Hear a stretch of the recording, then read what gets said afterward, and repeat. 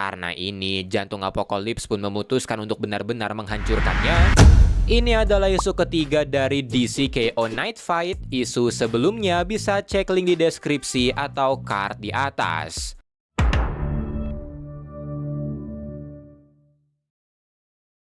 Setelah menerima skenario jantung Apokalips, Batman yang menjadi Clayface langsung menyerang Jason, yang membuat Jason merasa dia benar. Tapi sambil menyerang Jason, Batman tetap memberitahu kalau dia bukan Clayface. Di momen ini, Batman sadar kalau jantung Apokalips berniat membuatnya bertarung melawan Robin-Robinnya di berbagai alternate universe sampai mati. Dan ketika dia tidak sengaja melempar Jason dari atas gedung, Batman yang tidak ingin lagi mengikuti permainannya segera menolong Jason, menariknya lagi ke atas gedung. Tapi setelah diselamatkan, Jason masih menganggap kalau Batman adalah Clayface yang berpura-pura menjadi Batman. Batman tidak menghiraukan itu, bahkan dia memuji Jason karena meski dia menganggap dirinya penyendiri, tapi itu tidak benar. Dia tidak pernah sendiri sepenuhnya. Dia punya Jason dan saudara-saudaranya. Dia selalu dikelilingi orang-orang dan dia minta maaf karena Jason harus mengalami ini. Mendengar ini, Jason semakin marah karena Clayface terus berpura-pura menjadi Batman. Tapi Batman berkata itu tidak penting apakah Jason menganggapnya Bruce ataukah Clayface. Tapi yang penting, dirinya akan di sini menemani Jason. Tidak peduli dunia macam apa ini, dia menolak meninggalkan Jason sendiri dan mari bekerja sama untuk keluar dari dunia ini. Mendengar kata bersama, Jason bingung sekaligus tersentuh. Tapi sesaat kemudian, badai hitam datang ke arah Batman. Suara jantung Apokalips terdengar marah melihat aksi Batman. Dan tak lama kemudian, Batman terhisap ke dalam badainya tanpa bisa ditolong oleh Jason. Dengan jantung Apokalips berkata kalau Batman telah curang. Setelahnya, Batman berada di kegelapan total dengan suara dari jantung Apokalips yang berkata kalau bukan Batman yang membuat peraturan, melainkan dirinya. Batman pun membalas kalau dia sudah muak mengikuti semua permainannya, dia tidak ingin lagi menurutinya, dan dia menolak melawan anak-anaknya. Mendengar ini, jantung Apokalips merasa ditantang, yang membuat dia menanyai apakah Batman ingin tahu apa yang saat ini sedang terjadi di turnamen dan bagaimana nasib teman-temannya. Dan setelahnya, jantung Apokalips memperlihatkan apa yang terjadi di ronde kedua, bagaimana teman-temannya saling bertarung, kalah, dan bukan cuma itu, tapi Joker juga menang.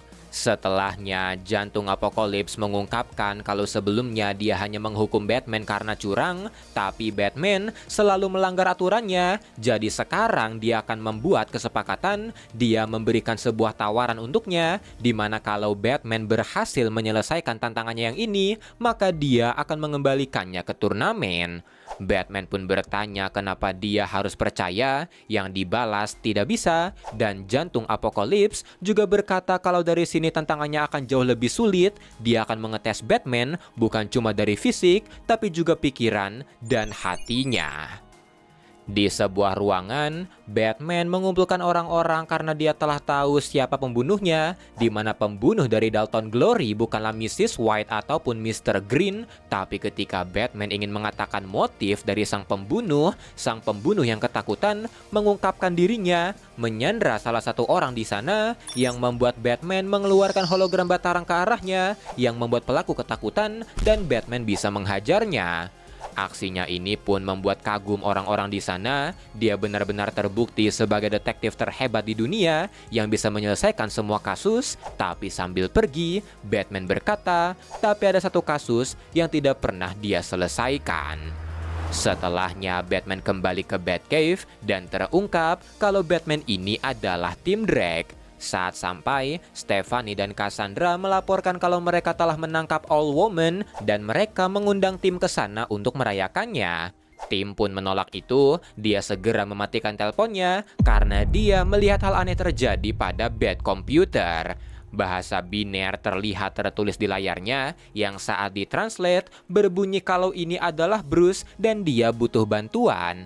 Melihat ini, tim merasa aneh karena sudah lama tidak ada yang bisa meretas komputernya, apalagi setelah Oracle 2 menciptakan firewall-nya. Karena ini, tim pun berniat melacak dan menangkap hacker ini, tapi di belakangnya, Bad Knight mulai berjalan ke arahnya. Tapi ketika Bad Knight itu berniat meraihnya, tim dengan cepat menghindar, melempar beberapa hologram Batarang untuk mengalihkan perhatian Bad Knight, tapi para Bad Knight memintanya mendengarkan, berkata kalau ini adalah Bruce tapi bukan Bruce-nya. Namun tim tidak percaya itu. Dia terus menyerang yang membuat Bruce atau Batman memberitahu hal-hal yang hanya diketahui Batman asli, seperti bagaimana dulu tim berhasil menemukan Batcave sampai tim yang selalu bermimpi soal kematian ayahnya. Mendengar ini, tim akhirnya percaya kalau itu Bruce asli, dan tak lama kemudian, Batman yang berhasil mengakses hologram di Batcave memberitahu tim kalau dia telah terperangkap di sistemnya selama beberapa hari, tapi itu membuatnya bisa melihat file-file miliknya, dan dia ingin memberitahu tim seberapa bangganya dia mengetahui tim berdedikasi bukan hanya untuk menyelesaikan kejahatan, tapi Gotham itu sendiri. Batman pun mengakui kalau tim jauh lebih pintar dan telah menjadi Batman yang lebih baik darinya, tapi tim malah marah karena dia tidak bisa menyelesaikan kasus pembunuhan Batman. Batman pun berkata itu karena tim sendiri tidak ingin. Dia tahu kalau tim sebenarnya bisa menyelesaikannya. Tim sudah mendapatkan clue bahkan jawaban dari kasusnya, tapi dia memutuskan untuk tidak pernah menyelesaikannya karena kalau dia menyelesaikannya, maka dirinya akan benar-benar mati. Tim berkata bukan itu tujuannya, tapi dia hanya sangat ingin bisa menyelesaikan satu kasus terakhir lagi dengannya. Batman pun berkata kalau mereka bisa melakukan itu karena setelah dia mendapatkan akses ke sistemnya, dia bisa melihat semua foto bukti yang ada, dan kalau tim melihat lagi, maka ada yang hilang di sabuk utilitasnya. Mendengar ini, tim dengan cepat sadar siapa pelakunya. Dia kagum bagaimana Batman mengalahkannya, dan Batman mengatakan mereka harus cepat menangkap mereka. Tapi belum sempat tim Drake menaruh kesadaran Batman di Bad Knight, kesadarannya tiba-tiba menghilang yang membuat tim panik, dan ternyata itu ulah jantung Apokolips karena harusnya Batman bertarung dengan tim bukan membantunya.